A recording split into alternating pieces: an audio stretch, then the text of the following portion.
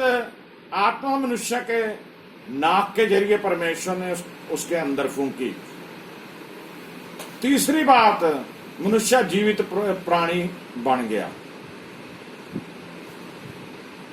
और मेरे अजीज बहन भाइयों, मनुष्य का जो शरीर है उसके बारे में हम सुनेंगे।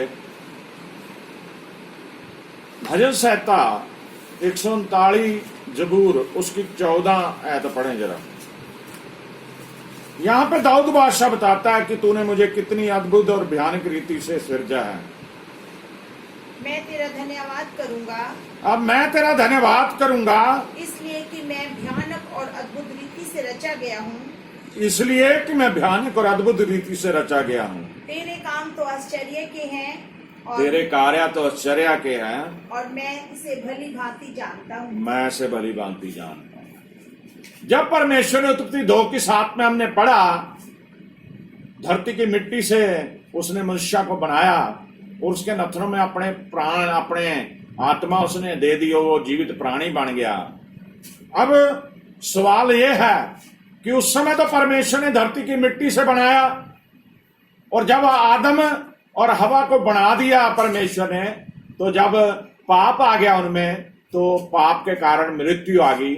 और पहले तो जो पहला आदम था, जो पहला इंसान था, परमेश्वर ने मिट्टी से रचा, लेकिन फिर उन्हें जो श्राप दिया औरत को और मर्द को और शैतान को, फिर वो औरत की कोख से पैदा होने लगा इंसान।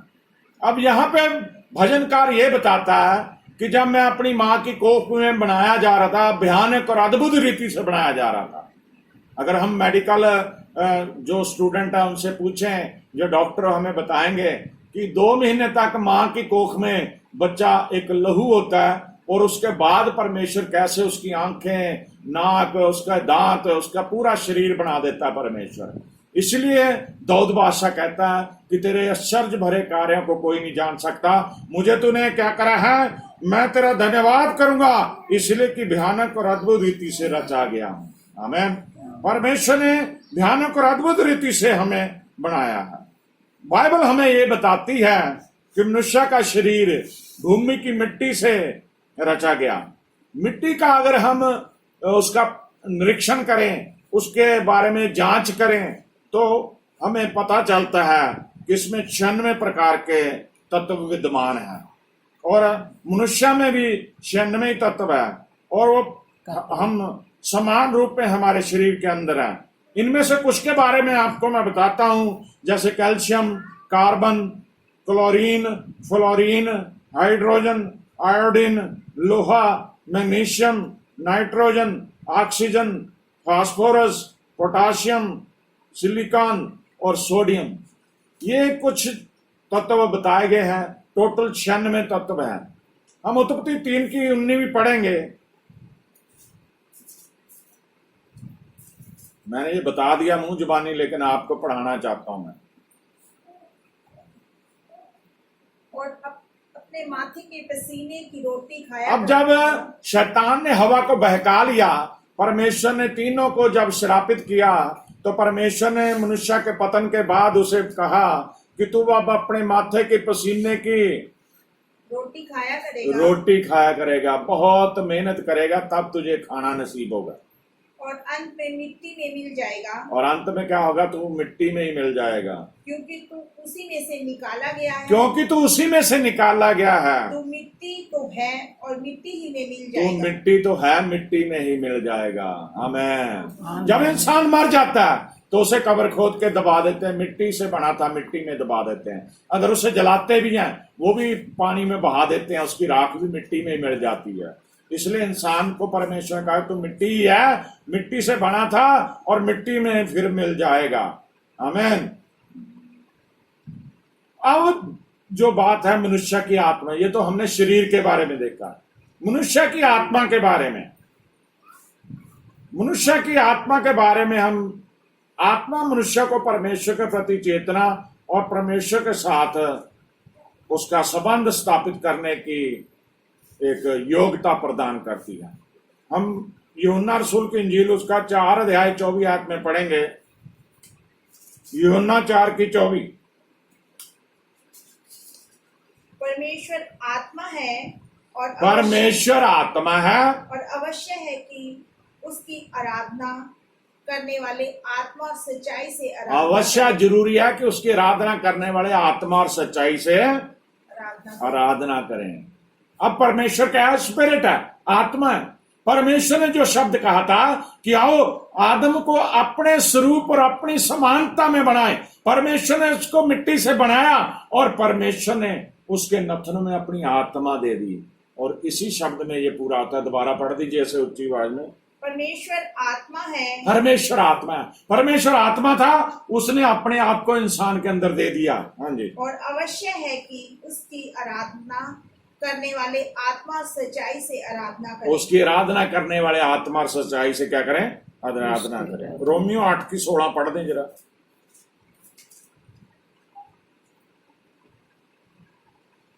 आत्मा आप ही हमारी आत्मा के साथ गवाही देता है। आत्मा आप ही हमारी आत्मा के साथ गवाही देता है कि हम परमेश्वर की संतान हैं। हम परमेश्वर की संतान है। मैं, आप सभी कौन है? परमेश्वर की संतान है। आमीन।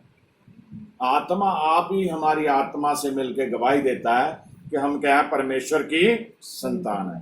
सबोपदेशक की पुस्तक का 12 अध्याय उसकी 7 आयत पढ़े जरा।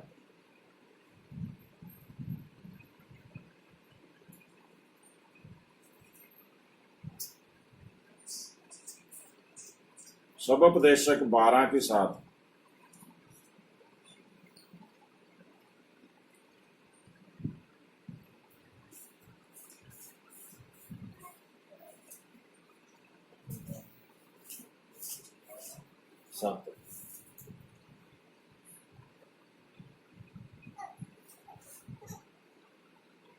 जब मिट्टी ज्यों की त्यों मिट्टी में मिल जाएगी। हाँ, तब जब मिट्टी ज्यों की त्यों मिट्टी में मिल जाएगी और आत्मा परमेश्वर के पास जिसने उसे दिया लौट जाएगी। आत्मा परमेश्वर के पास जिसने उसे दिया लौट जाएगी। अभी हमने यूहन्ना 4:27 में पढ़ा, 4:24 में पढ़ा कि परमेश्वर आत्मा है, स्पिरिट है।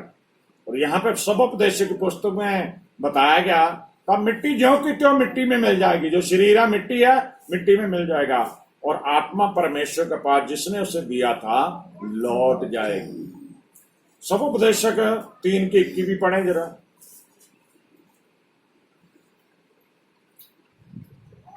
क्योंकि ऐसा मनुष्य भी है जिसका तीन की सबोपदेशक 3 की। मनुष्य का प्राण ऊपर की ओर चढ़ता है। क्या मनुष्यों का प्राण ऊपर की ओर चढ़ता है? और पशुओं का प्राण नीचे की ओर जाकर मिट्टी। पशुओं का प्राण नीचे की ओर जाकर मिट्टी में मिल जाता है। कौन जानता है? यह कौन जानता है? आमीन। जब इंसान की मौत हो जाती है तो मनुष्य का जो प्राण है ऊपर की ओर परमेश्वर के पास चला जाता है और पशु का प्राण जो है नीचे जाता है। मनुष्य का प्राण क्यों चला जाता है परमेश्वर के पास? क्योंकि जो आत्मा उसने वापस ली है, जो आत्मिक शरीर उसके पास गया है, जिस दिन वो न्याय करेगा वो आत्मिक शरीर फिर से परमेश्वर के रूबरू होंगे। लूका रसूल की इंजील उसका 12 अध्याय 20 में पढ़िए, जब वहां एक कहानी जो लिखी है उसको सभी जानते हैं। परंतु परमेश्वर ने उससे कहा, हे मूर्ख, इसी रात तेरा प्राण तुझसे ले लिया जाएगा। हाँ, परमेश्वर ने उससे कहा, हे मूर्ख, इसी रात तेरा प्राण तुझसे ले लिया जाएगा। तब जो कुछ तूने इकट्ठा किया है वह किसका होगा? जो कुछ तू इकट्ठा किया है तूने वो किसका होगा? एक बहुत धनवान इंसान रात के समय सोच रहा है कि मेरे पास बहुत कुछ है, मेरी फसल बहुत हुई है, मैं अगर इतने समय तक कुछ भी ना करूं तब भी मेरे पास बहुत है। लेकिन परमेश्वर ने उसे बताया कि आज ही तेरा रात को तेरा प्राण ले जाएगा, फिर तेरा क्या हाल होगा। इंसान इसी लालसा में रहता है कि वो कमाए, वो जोड़े, बहुत कुछ इकट्ठा करे, लेकिन इंसान ये भूल जाता है कि वो उसका शरीर 3 घटकों से बना है, प्राण, आत्मा और देह। और मनुष्य मिट्टी से बना, मिट्टी में मिल जाएगा, कुछ भी उसके साथ नहीं रहेगा। अब बाइबल में यही एक कंगाल की और एक धनवान की कहानी लिखी है, उसे भी हम देख लेते हैं। लूका 16:23।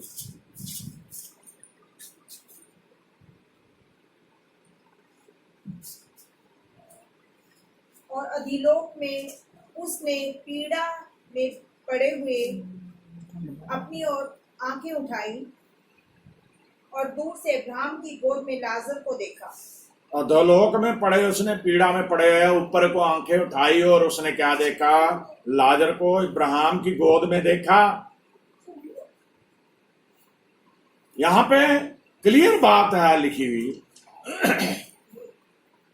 ये दृष्टांत प्रभु यीशु मसीह ने खुद जब इस धरती पे ये बताया, प्रभु यीशु मसीह ने बताया कि वो कहानी को सभी जानते हैं, लेकिन मैं थोड़ी सी रिपीट करता हूं कि एक धनवान था, उसकी ड्योढ़ी पे गरीब को, कंगाल को, जिसका शरीर भी जख्मों से भरा हुआ था, इस उम्मीद से वो उसकी ड्योढ़ी पे बैठा देते थे उसे कि उसे कुछ खाने के लिए देगा। लेकिन वो एक दिन मर गया, लाजर था उसका नाम। वो मरने के बाद, अब जहां हमने पढ़ा कि मनुष्य मरने के बाद उसका प्राण ऊपर जाता है और पशु का प्राण नीचे, और ये साबित करता है कि जब लाजर मरा तो उसका प्राण ऊपर गया और इब्राहिम की गोद में उसे ले लिया गया। और जो धनवान भी कुछ समय के बाद मर गया, वो अधोलोक में बैठा है, पताल में बैठा है, नरक में बैठा है, और वो ऊपर आंखें उठा के देखता है कि जो मेरी ड्यूटी पे बैठा होता था वो इतना खूबसूरत है, इतना बढ़िया, अब वो इब्राहिम की गोद में है। तो हम देखते हो वो कैसे कहता है कि इसे दोबारा मेरे भाइयों के घर भेज दो, इसे दोबारा जन्म दे दो, बहुत कुछ बोलता है। लेकिन परमेश्वर का जो वचन है ये बताता है कि वो उसे उसकी कोई बात नहीं मानी जाती। जब तक हम जीवित हैं, जब तक हम परमेश्वर के साथ ईमानदारी से चलेंगे, परमेश्वर हमारे ऊपर कृपा रखेगा। अगर हम सही तरीके से अपना जीवन नहीं बसर करेंगे, पाप में जिएंगे, तो हम भी नरक में जाएंगे। लास्ट में तीसरा जो